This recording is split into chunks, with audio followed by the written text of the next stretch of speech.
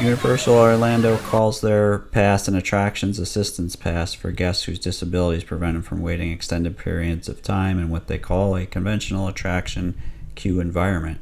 So Universal, along with Six Flags and some other theme parks, are basically outsourcing their approval process here. You have to go to the IBCCES website for Individual Accessibility Card, or IAC.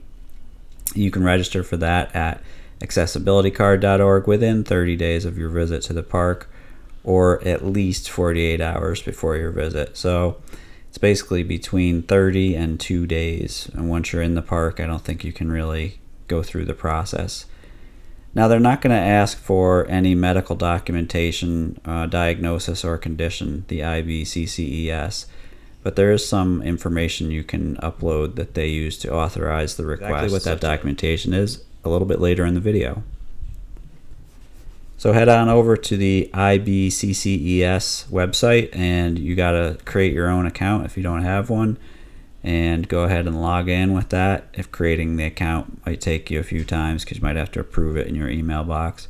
Once you're in, you're going to want to fill out your contact information and identify if you want to be the card holder or if you're applying for someone else in your party. So am I applying for myself or for a dependent? And then you put in your parent name or guardian name if you are not the person applying for yourself, if you're applying for a dependent, and your home address and your phone number. And then basically you save that part of the form. The next step is to fill out the name of the person who's requesting it. And for that, you're going to need to look at the helpful accommodations list and see which things that person might need help with. In addition from that, you can pick from the list of theme parks. Again, that includes Universal, Six Flags, Knoebels, and some other ones, Hurricane Harbor Water Park in New Jersey.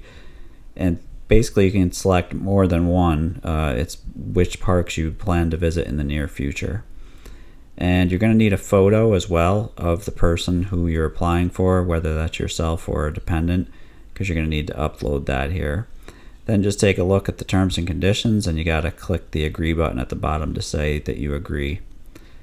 The last part before you can submit the application is to look at, you got to name a healthcare, education, or governmental professional who can confirm the accommodation is needed. So that can be healthcare, education. I would think a school psychologist, if your child's in a special needs program in school, probably someone who administers the program, anybody that's their pediatrician or a specialized doctor or a therapist of any kind, I would think as well as an educator themselves. The teacher of the classroom could probably fill this form out.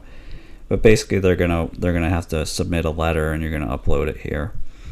So you give them the title, and if they have an NPI, National Provider ID, you fill out the information, and then you just choose File to select a file. You want to upload a statement with your name visible from one of these people, the educational, healthcare, or governmental provider or agency, just to indicate any special accommodations or supports that are needed.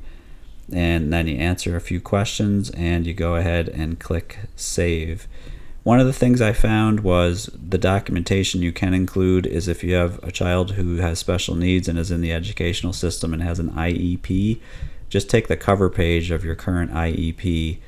There's instructions for what you need to include there, and you can actually upload that as your supporting documentation, which is kind of nice. Once the application goes in and it's submitted, you just have to wait for them to process it, and then they will let you know if you have it or not. So next you'll get a call from somebody at Universal about 4 or 5 days before your start date that you listed on your application. And on this call you'll go through the particulars and be able to share more information, similar to the interview portion of a Disney DAS Pass that we did in the other video. I'll link to that below. And if you get through this portion successfully, then you're good to go to guest services on the day you arrive at Universal Orlando. Now in our case, on this particular day, the line was really long, and as much as they were trying to help everybody, it was not moving, and we had just waited in a long security line and a long gate line and a long parking line, you name it. So we decided to bail at this point and just did stuff around the park without the pass. So just bear that in mind. It may be another wait for you to get up to the guest services window where you can then complete the process and get the eligible benefits. So if you like this video, please give it a thumbs up or hit the bell to subscribe to be notified when more like this one come out.